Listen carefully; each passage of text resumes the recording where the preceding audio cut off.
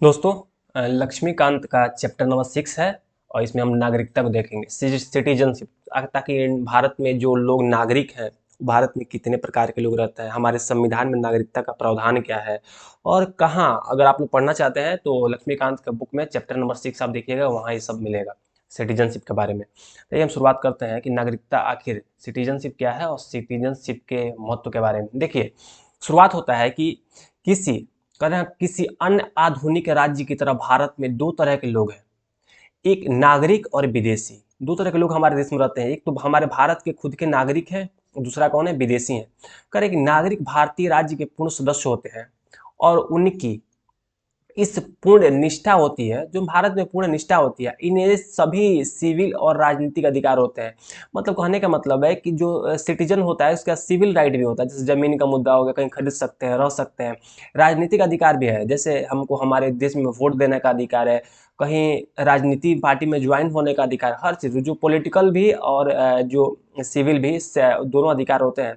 दूसरी ओर जो विदेशी लोग होते हैं ना, जो विदेशी राज्य के नागरिक होते हैं, उन्हें नागरिक और राजनीतिक अधिकार प्राप्त नहीं होता है। करे कि जो विदेशी लोग होते हैं उसको नागरिक और राजनीतिक अधिकार प्राप्त नहीं होता है। इनकी दो श्रेणियां होती है। करे कि विदेशी मित्र एवं विदेशी शत्रु। अगर विदेशी राज्य की हम बात करते हैं तो विदेशी राज्य में हो गया, ठीक है, विदेशी राज्य के लोग हैं, लेकिन यहाँ पे दो तरीका के लोग होते हैं। एक तो विदेशी मित्र होते हैं, जैसे विदेशी मित्र मतलब अमेरिका, रसिया। भारत के कौन है, विदेशी मित्र है, जैसे संयुक्त राज्य अमेरिका, जैसे संयुक्त अरब अमीरात। अब विदेशी शत्रु जैसे पाकिस्तान, भारत का सबसे बड़ा विदेशी शत्रु है। तो ध्यान रखिएगा, दो तरह के मित्र हो, एक तो भारत के नागरिक होते हैं, एक विदेश के नागरिक होते हैं। एक विदेशी नागरिक में एक होता है, जो विदेशी नागरिक में होता है तो विदेशी मित्र होता है, एक विदेशी शत्रु होता है, जैसे पाकिस्तान। करें विदेशी मित्र वो होते हैं जिनके पास भारत के साथ सकारात्मक संबंध होते हैं, और विदेशी शत्रु होते हैं जिनके साथ भारत का युद्ध चल रहा है, जैसे पाकिस्तान। चीन को भी ले सकते हैं, वो शत्रु की कैटेगरी में आता है। करेक्ट, उन्हें कम अधिकार प्राप्त होते हैं। जो हमारे शत्रु है ना, उनको अधिकार तो है कि इंटरनेशनल लेवल में काम करना, लेकिन बहुत कम अधिकार है, और वे गिरफ्तारी और नजरबंदी के विरुद्ध सुरक्षित नहीं है। जैसे हमारे संविधान में आर्टिकल 22 में कहता है कि किसी व्यक्ति को गिरफ्तार किया जाता है तो कोर्ट बोलता है कि तुम उसका कारण बताओ, और तुम कारण बताओ, किसी को नजरबंद कर रहे हो तो उसके खिलाफ मतलब अगर हमको कोई सरकार हमको उठा ले गई या कहीं बंद कर दी, तो मैं बोल सकता हूँ किस जुर्म में उठाया है। अगर नजरबंदी है तो तुम बताओ कि मैं इसको नजरबंदी किया हुआ हूँ, उसके खिलाफ मैं कानूनी कार्रवाई करूंगा। लेकिन जो हमारे विदेश के नागरिक है ना, जैसे पाकिस्तान के कोई नागरिक हो गया, उसको सरकार तुरंत उठाकर कटघरे में डाल देगी, कुछ नहीं कर पाएगा, उसका उसका अधिकार ही नहीं है ना कुछ करने का। ये वाला जो बात आप ध्यान समझिएगा, विदेशी नागरिक विदेशी शत्रु। कह रहे कि भारतीय संविधान भारतीय नागरिकों को निम्नलिखित अधिकार एवं विशेष अधिकार प्रदान करता है। कुछ हमारे देश के नागरिकों का अधिकार भी है, कुछ विशेष अधिकार भी है। कह रहे कि धर्म, मूल, वंश, जाति, लिंग, जन्मस्थान के आधार पर किसी के साथ भेदभाव नहीं किया जाएगा। हमारे संविधान में आर्टिकल 15 है। 15 कहता है कि हमारे देश में अगर कोई भी धर्म का, जाति का, मूल का, लिंग स्थान, जन्म स्थान के, लिंग का या जन्म स्थान के कोई किसी आधार पे, मतलब संविधान का आर्टिकल 15 है। पॉइंट 15 क्या कहता है कि किसी आधार पर हम किसी के साथ भेदभाव नहीं करेंगे। अगर मान लीजिए कोई पढ़ना चाहता है, किसी इंस्टीट्यूट में एडमिशन लेना चाहता है, जैसे दिल्ली विश्वविद्यालय, जेएनयू, तो मैं नहीं बोल सकते तुम हिंदू हो तुमको एडमिशन देंगे, तुम मुसलमान हो तुमको नहीं देंगे। सबको समान अधिकार है, वही बात कहता है। करेगा कि लोक नियोजन, मतलब अगर सरकारी नौकरी चाहिए आपको, अगर देश के नागरिक हैं, तो किसी प्रकार के भेदभाव के हम आपको सरकारी नौकरी देंगे, इसमें किसी प्रकार का भेदभाव नहीं है। लेकिन आरक्षण का हल्का सा प्रावधान है, ध्यान रखिएगा। ये आर्टिकल हमारे संविधान का आर्टिकल 16 कहता है कि सारे अधिकार नियोजन में, लोक नियोजन मतलब कहते हैं गवर्नमेंट जॉब के बारे में बात किया जा रहा है, ये लोक नियोजन मतलब गवर्नमेंट जॉब के बारे में करे कि वाक एवं व्यक्ति की स्वतंत्रता, आर्टिकल 19। हमारे देश के नागरिक है ना, देखिए जो जितने भी अधिकार मैं बता रहा हूँ विदेशियों को नहीं, मैंने हमारे संविधान का आर्टिकल 15 विदेशियों को नहीं प्राप्त है, जो 16 भी है विदेशियों को नहीं प्राप्त है। वाक एवं अभिव्यक्ति की स्वतंत्रता, जैसे हम आते हैं न्यूज मीडिया में कुछ भी बोल देते हैं, जैसे हम बोलने लगते हैं कि हमारे देश के प्रधानमंत्री ऐसे हैं वैसे हैं, कुछ गलत भी बोल जाते हैं, लेकिन सरकार तो एक्टिव नहीं होती। क्यों नहीं होती, हमारे फंडामेंटल राइट है, सारे मूल अधिकार है हमारे संविधान में। आर्टिकल 19 क्या कहता है कि वाक एवं अभिव्यक्ति की स्वतंत्रता, जिसमें संघ, संरचना, निवास व्यवस्था। कहने का मतलब है कि हम लोग भारत में रहते हैं, भारत में रह सकते हैं, भारत में घूम सकते हैं, भारत में कहीं जमीन खरीद सकते हैं, भारत में कहीं भी जाकर हम अपने व्यवसाय कर सकते हैं, सबका अधिकार देता है। इतना ही नहीं, हम मीडिया में आकर अपने चैनल बना सकते हैं, हम ग्रुप बना सकते हैं, संगठन बना सकते हैं, सबका अधिकार संविधान हमको देता है। आर्टिकल 19 में एक किसको प्राप्त है, जो भारत के नागरिक उन्हीं को प्राप्त है, किसी और को प्राप्त नहीं है। याद रखिएगा, आर्टिकल 15, आर्टिकल 16, आर्टिकल 19। अब आगे देखिए, जो आर्टिकल 19, जो 29, 30 है, ये भी भारत के नागरिकों को प्राप्त है, क्योंकि इसमें सांस्कृतिक और शिक्षा संबंधित अधिकार दिया गया है। कहने का मतलब है कि जो हमारे देश के जो आदिवासी समूह है, वंचित समूह है, उनका जो कल्चरल राइट है ना, जैसे मान लीजिए हम जाते हैं नागालैंड में, और वहाँ के जो जनजातीय लोग हैं, तो हम वहाँ पे अगर ऐसा कुछ काम नहीं करेंगे जिसकी वजह से उनकी संस्कृति, उनके कल्चर को खतरा में पड़ जाए, उनका भाषा, उनका रहन सहन खतरा में पड़ जाए, ऐसा कोई काम नहीं करेंगे, इसका साफ हिदायत देता है हमारा संविधान। और इसमें शिक्षा संबंधित अधिकार है। अगर कोई जैसे मान लीजिए अल्पसंख्यक समुदाय है, अगर उन लोगों को शिक्षा का, अल्पसंख्यक मतलब मुसलमान वगैरह हो गए, या सिख जैन धर्म के जितने भी लोग, अल्पसंख्यक का मतलब जो सबसे कम है भारत में, तो उनके भी शिक्षा संबंधी अधिकार दिएगा आर्टिकल 29 और 30 में। तो ये भी विदेशियों को प्राप्त नहीं है, सिर्फ भारत के नागरिकों को। इस सारे बातों को हम पढ़ेंगे, फंडामेंटल राइट के चैप्टर में पढ़ेंगे। अभी मैं आपको सिटीजनशिप पढ़ा रहा हूँ, तो ध्यान किस पर होना चाहिए, सिटीजनशिप पर होना चाहिए, फंडामेंटल राइट पर नहीं। आर्टिकल 29, 30 क्या है, आर्टिकल संविधान में आर्टिकल 12 से लेकर 35 तक हमारा फंडामेंटल राइट है। तो सबको हम मूल अधिकार चैप्टर में पढ़ेंगे। लेकिन अभी क्या ध्यान देना है, अभी आपको देना है सिर्फ सिटीजनशिप पे। आगे देखिए 29 से प्राप्त है, कह रहा है कि अब आगे देखिए, लोकसभा और राज्य के विधानसभा चुनाव में मतदान का अधिकार। मतदान मतलब हम लोग मतदान भी कर सकते हैं, ये भारत के नागरिकों का अधिकार है, विदेशियों का अधिकार नहीं है। ऐसा नहीं है कि पाकिस्तान से कोई आए या भारत में वोट दे दे, बिल्कुल नहीं। भारत के राज्य का चुनाव हो या लोकसभा का चुनाव हो, सेंट्रल का मोदी का चुनाव हो या बिहार में नीतीश का चुनाव हो, या यूपी में योगी जी की चुनाव हो, सब में अधिकार किसको है, भारत के नागरिकों का है, विदेशियों का नहीं है। कोई आकर वोट दे दे, करे कि संसद एवं राज्य विधानमंडल की सदस्यता के लिए चुनाव लड़ने का अधिकार है। चुनाव विदेशी नहीं लड़ सकते, चुनाव लड़ने का अधिकार हमको ही है। जो अगर कोई विदेशी आकर भारत में, अगर भारत सरकार उसको नागरिकता प्रदान कर देता है तो चुनाव लड़ सकता है। लेकिन अभी फिलहाल में जो चुनाव लड़ने का अधिकार है, वो चुनाव लड़ने का अधिकार भारतीयों का है। कहने का मतलब है कि सार्वजनिक पदों जैसे राष्ट्रपति, जैसे उपराष्ट्रपति, जैसे उच्चतम न्यायालय, उच्च न्यायालय के न्यायाधीश, राज्यों के राज्यपाल, महान्यायवादी, एक होता है महाधिवक्ता, महान्यायवादी सेंट्रल में होता है, महान्यायवादी में तो वकील है, सेंट्रल गवर्नमेंट का वकील है। महाधिवक्ता राज्य सरकार का वकील है, बहुत बड़ा वकील होते हैं लोग। योग्यता रखने का अधिकार, कहते हैं कि जो लोग इस जो सार्वजनिक पद पे जो बैठेगा ना, वो भारत का नागरिक होना चाहिए। ध्यान रखिएगा, जो राष्ट्रपति है, उपराष्ट्रपति है, उच्चतम न्यायालय, उच्च न्यायालय का न्यायाधीश है, राज्यों के राज्यपाल है, महान्यायवादी, महाधिवक्ता, जितने लोग हैं भारत के नागरिक होना चाहिए। नागरिकता में देखिए कितना फायदा उभर के सामने आ रहा है। कह रहा है कि उपरोक्त अधिकारों के साथ नागरिकों को भारत के प्रति कुछ कर्तव्य का भी निर्वहन, सिर्फ अधिकार ही नहीं है, जितने भी नागरिक हैं इनको तो अधिकार दिया गया भारत में नागरिकता को, लेकिन कुछ कर्तव्यों का भी निर्वहन करने, उदाहरण के लिए करे कि भुगतान, राष्ट्रीय ध्वज, राष्ट्रगान का सम्मान, देश की रक्षा आदि। इस सबका देखिए, हम लोग देश के नागरिक हैं तो अधिकार तो है हमारे पास, लेकिन हम लोग अपने देश के प्रति कुछ भुगतान भी करना होता है। जैसे राष्ट्रीय ध्वज, जैसे टैक्स देते हैं, ऐसे दे रहे हैं, हम देश के नागरिक हैं। राष्ट्रीय ध्वज का हम सम्मान कर रहे हैं, राष्ट्रगान का सम्मान कर रहे हैं, देश की रक्षा की हम बात करते हैं, तभी तो आप नागरिक है भाई। सिर्फ अधिकार के लिए नहीं, कर्तव्यों के लिए भी जाना जाता है नागरिकता। कह रहा है कि भारत में नागरिक जन्म से या प्राकृतिक रूप से राष्ट्रपति बनने का योग्य रखते हैं। जो भारत के जो नागरिक हैं, अगर जन्म हुआ भारत में, या प्राकृतिक रूप से आप भारत के नागरिक राष्ट्रपति बनने का योग्य रखते हैं, जबकि अमेरिका में केवल जन्म से। कहने का मतलब है कि अगर आपका भारत में जन्म हुआ है आप राष्ट्रपति बन सकते हैं, लेकिन आप प्राकृतिक रूप से कहने का मतलब नहीं है कि जो राज्य सरकार देश का जो मान लेता है कि तुम हमारे देश के एक सिटीजन हो और पूर्ण रूपेण अधिकार देता है, उस स्थिति में सिर्फ राष्ट्रपति बनने के योग्य हो जाता है। लेकिन जो अमेरिका कहता है कि जो हमारे धरती पर जन्म हुआ है, जिसका केवल जन्म से, कहने का मतलब जिसका जन्म केवल अमेरिका में हुआ, वही अमेरिका का राष्ट्रपति बन सकता है। तो दोनों में कितना डिफरेंस है। हम लोग नेचुरल जस्टिस भी देते हैं, हम लोग जन्म से भी मानते हैं, अमेरिका केवल बाई बर्थ ही मानता है। थोड़ा सा कंपेरिजन करते चलेगा, अच्छा होगा। करें संविधान में जो प्रावधान है, ये तो एक तो मैंने इसमें था कि किसको कितना अधिकार है, कौन कौन से आर्टिकल किसको प्राप्त है किसको नहीं, लेकिन संवैधानिक प्रावधान क्या है। देखिए, अगर कोई नागरिकता के बारे में पूछता है ना, तो हमारे संविधान के भाग 2 में भाग 1, देखिए हमारे संविधान के जो भाग 2 है, तो भाग 2 याद रखिएगा, भाग 2 में अनुच्छेद 5 से 11 तक में नागरिकता के बारे में चर्चा की गई है। इस संबंध में अस्थायी विस्तृत उपबंध नहीं है। आर्टिकल 5, 6, 7, 8, 9, 10, 11 इसी में नागरिकता के बारे में बताया गया है। कर एक उपबंध नहीं है, यह सिर्फ उन लोगों की पहचान है जो संविधान लागू होते समय अर्थात 26 जनवरी 1950 भारत के नागरिक बने। उन लोगों की पहचान है जो लोग हमारा देश आज़ाद हुआ। देश आज़ाद 1947 में होता, सोच रहे होंगे आपको, लेकिन 26 जनवरी 1950 को संविधान लागू हुआ। तो वास्तविक रूप में जब संविधान लागू हुआ ना, तभी हमारे देश को आज़ादी मिली। अभी तो आज़ादी की प्रक्रिया चल रही थी, तो अंग्रेज गए थे, लेकिन एक प्रॉपर कानून नहीं आया था। कानून कब आया? 26 जनवरी 1950 को। करें इसमें न तो इनके अधिग्रहण एवं न ही नागरिकता की ही हानि की चर्चा की गई है। यह संसद को इस बात का अधिकार देता है कि वह नागरिकता से संबंधित मामलों की व्यवस्था करने के लिए कानून बनाए। सरकार को कहता है कि संविधान का आप बताइए कि कौन आपके देश का नागरिक है, कौन नहीं है। इसी प्रकार संसद ने नागरिकता अधिनियम 1955 को लागू किया। संसद ने क्या किया, एक एक लाया नागरिकता अधिनियम, और 1955 लागू किया, जिसके तहत 1957, 60, 85, 1986, 1992, 2002, 2003, 2002 नहीं है, 2003, 2005, 2015 में संशोधन किए गए।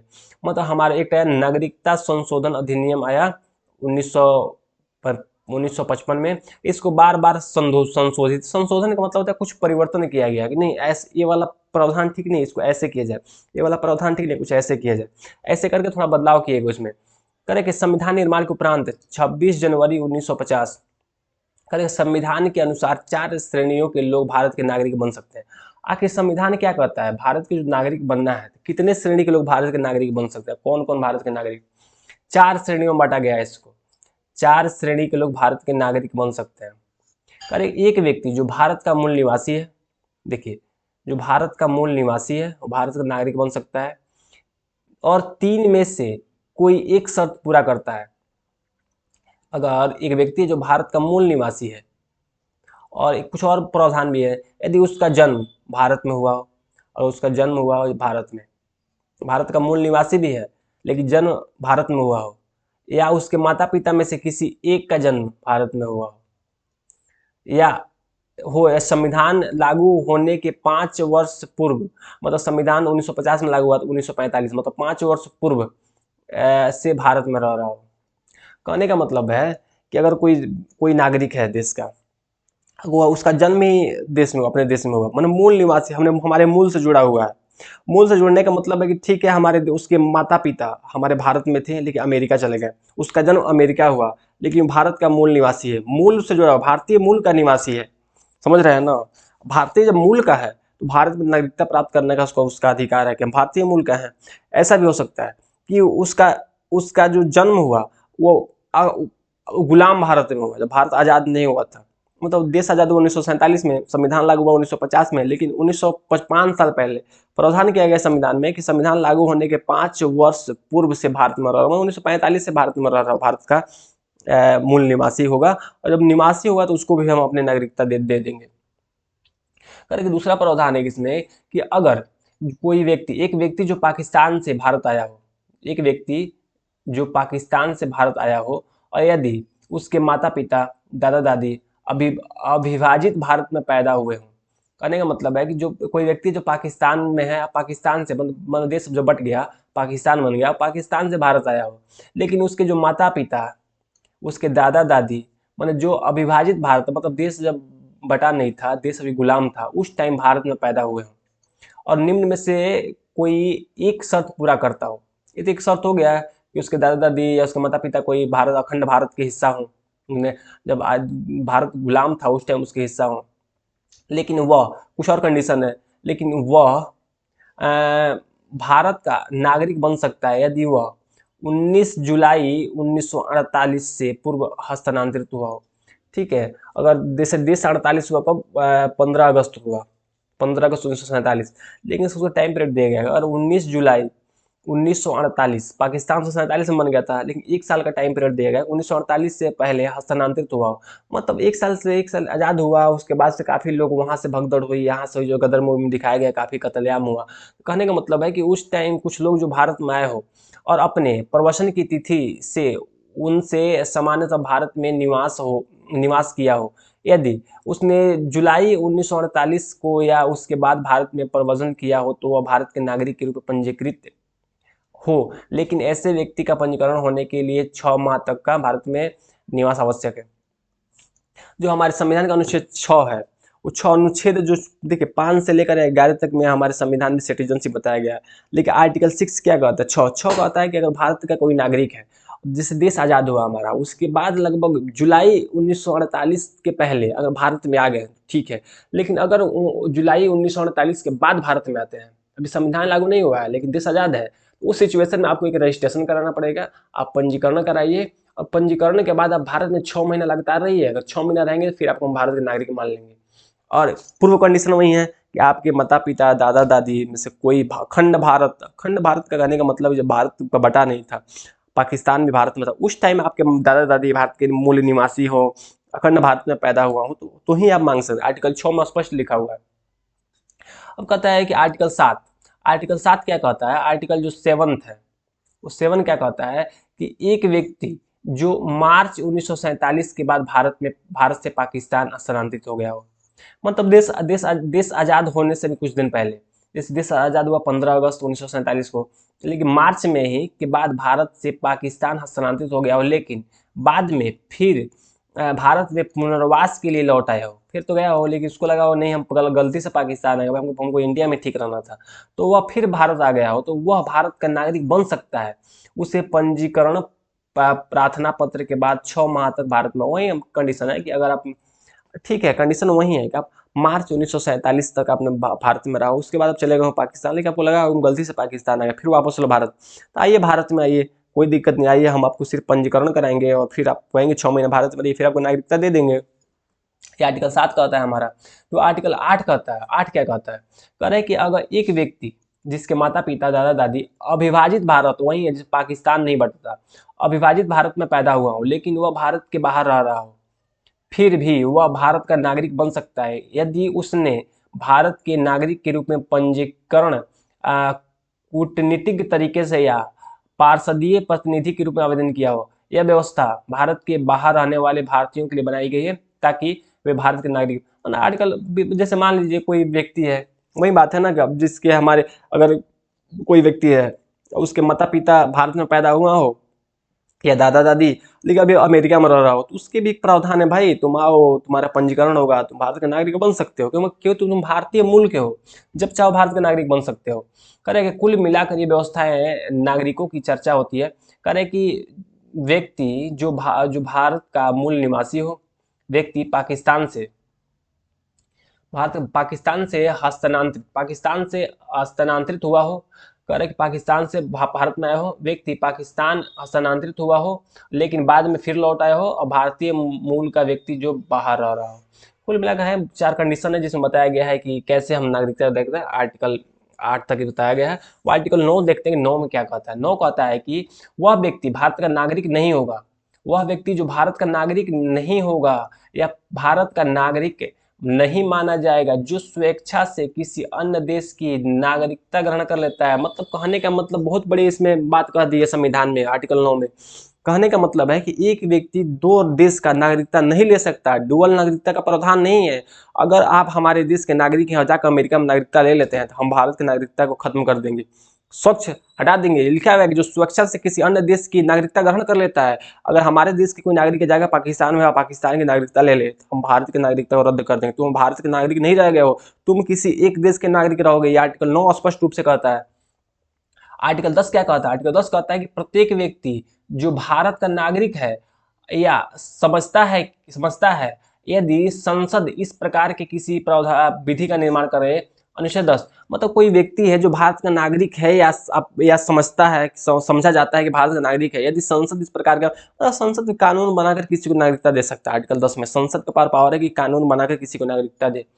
और आर्टिकल 11 अगर संसद को यह अधिकार है कि वह नागरिकता के अर्जन और समाप्ति तथा नागरिकता से संबंधित अन्य सभी विषयों के संबंध विधि, मतलब संसद को अधिकार। आर्टिकल 9 और 10, आर्टिकल 10 से 11 में संसद को विशेष अधिकार दिया गया है नागरिकता के संबंध में। तुम नागरिकता के विषय में किसको नागरिकता इसलिए ना आया था हमारा हाल ही में जो 2020 का जो 19-20 का जो कानून था नागरिकता संशोधन विधेयक, जिसमें हमारे देश के अफगानिस्तान, पाकिस्तान और बांग्लादेश के कुछ हिंदुओं को यहाँ पे भारत में नागरिकता दी गई, जिससे सिटीजनशिप अमेंडमेंट जो बहुत चर्चा में था, CAA सिटीजनशिप अमेंडमेंट एक्ट जो CAA था, बहुत चर्चा में था। तो इसमें उस टाइम किसका अधिकार है, संसद का अधिकार है कि कानून बनाकर वो किसी को नागरिकता दे सकता है, नागरिकता छीन भी सकता है। आर्टिकल 11 में कहा गया है।